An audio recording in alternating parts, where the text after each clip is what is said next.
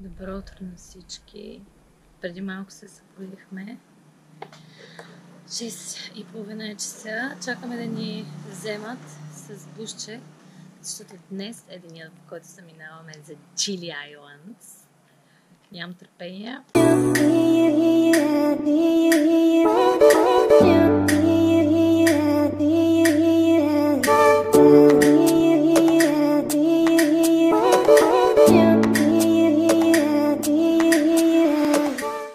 Пристигнахме до пристанището.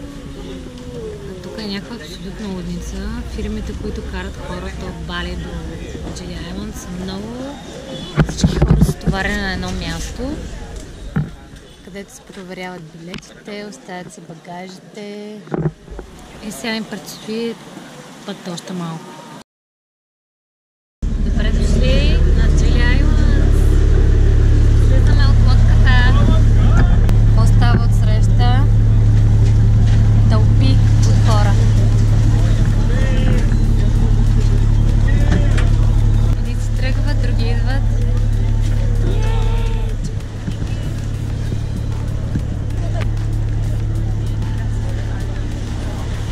Търся един Иван. Ето го! Добре дошъл на Джили. Тук предвиждам става с кончета. Канче! И каручки на колела.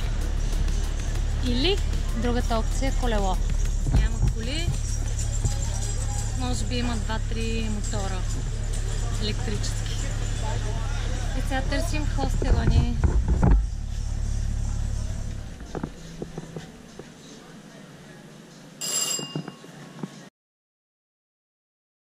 Включвам се правят точно от плажа. Вече пристигнахме. Намерихме мястото за гмуркане, за шнорхелинг по-скоро.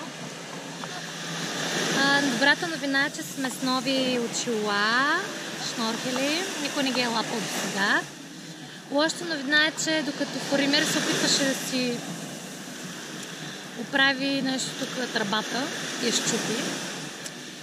И сега отиде да си вземе нова тръба и направо нови очила. Как са новите? Сега ще видим, няма да ни спре обаче една щупена маска. Нещо, мисля, че Вселената се опита да ми каже много важно нещо. Че трябва да си купя хубава маска и да не се занимавам с бакуци, защото това е втората маска, която почупвам. Или просто трябва да бъдеш по-внимателен? Не. С твоите fingers. Не. You young man. Съжалявам, за толкова години съм се научил да слушам Вселената и мисля, че ми казва точно това. Let's go! Да те видиш, ще намериш всяко стенурки.